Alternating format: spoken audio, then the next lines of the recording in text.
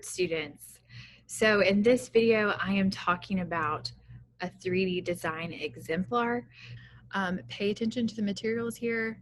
They are not using all expensive materials. There are some cheap materials that were probably found at a craft store, and they have just assembled them in exquisite ways.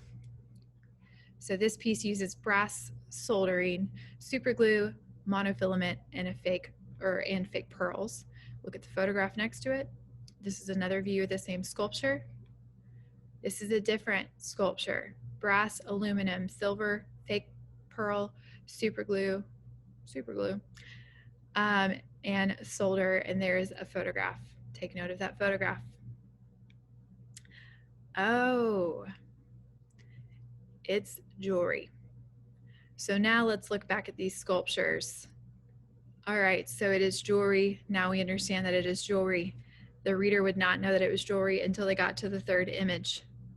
So maybe when they're looking at this image, and maybe when you were looking at this image, you were like, it's a little flat for 3D design.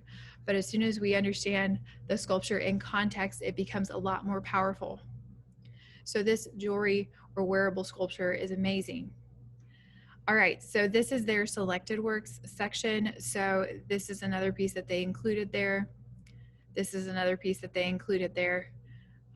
They did well. They address a lot of the same issues here. If you want to read the presentation later, you can. All right, let's look at this right here.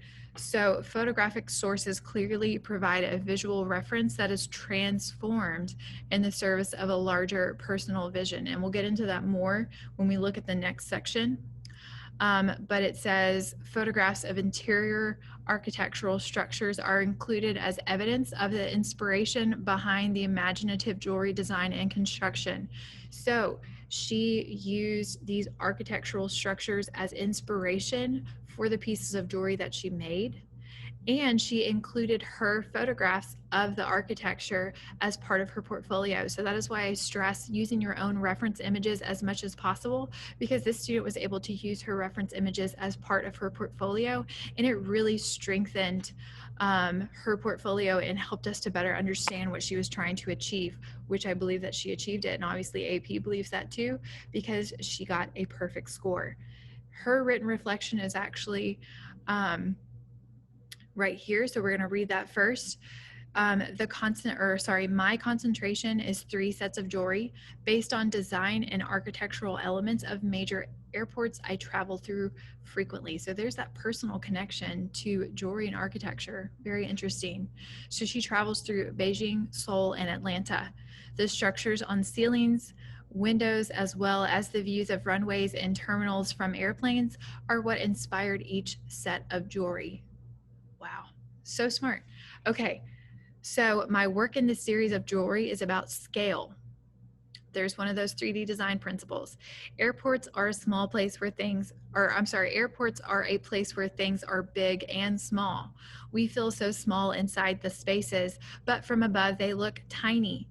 During my layovers in these airports, I became increasingly aware of the unique patterns tied to each space.